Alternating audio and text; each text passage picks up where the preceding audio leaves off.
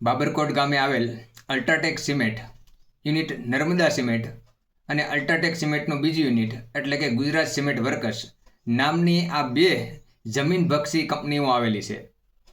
આ બંને કંપનીઓનું mining lease અમારા બાબરકોટ ગામે આવેલ છે.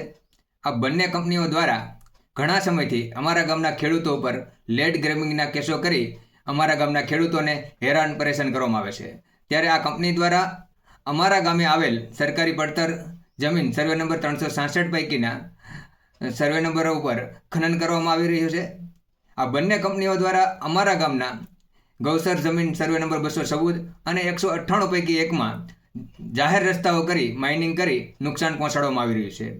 ત્યારે ગૌસર નંબરો 251, 252, 253, 254 અને 278 સર્વે નંબરમાં પણ આ બંને કંપની દ્વારા નુકસાન પહોંચાડવામાં આવી રહ્યું છે.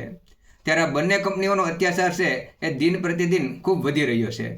તેમજ બાબરકોટ ગામથી મિત્યારા ગામે જતા જાહેર માર્ગમાં ખનન કરવામાં આવેલ છે. તેમજ બાબરકોટ ગામથી વાંદ ગામે જતા રસ્તામાં આ નર્મદા સિમેન્ટ કંપની દ્વારા જાહેર રસ્તાનું ખનન કરવામાં આવેલ છે.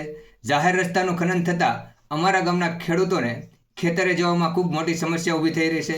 તેમજ ગૌસરમાં માલઢોરને લઈ જવા માટે પણ ખૂબ મોટી સમસ્યા ઊભી થઈ રહી છે.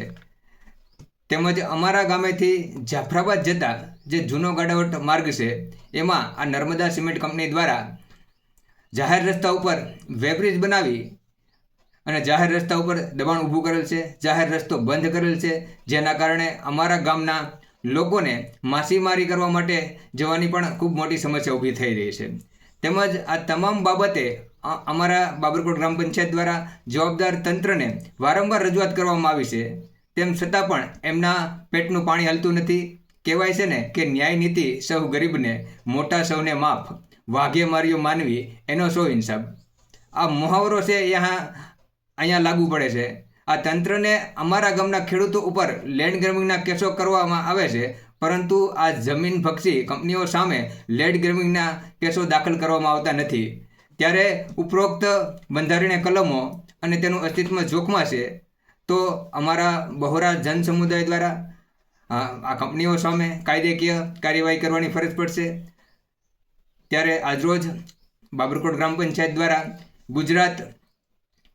ગુજરાત જમીન પસાવી પાડવા અધિનિયમ 2020 અંતર્ગત આ બંને કંપનીઓ સામે લેડ ગ્રેબિંગનો ગુનો દાખલ કરવામાં આવે એવી માનનીય કલેક્ટર સાહેબને રજૂઆત કરવામાં આવી છે.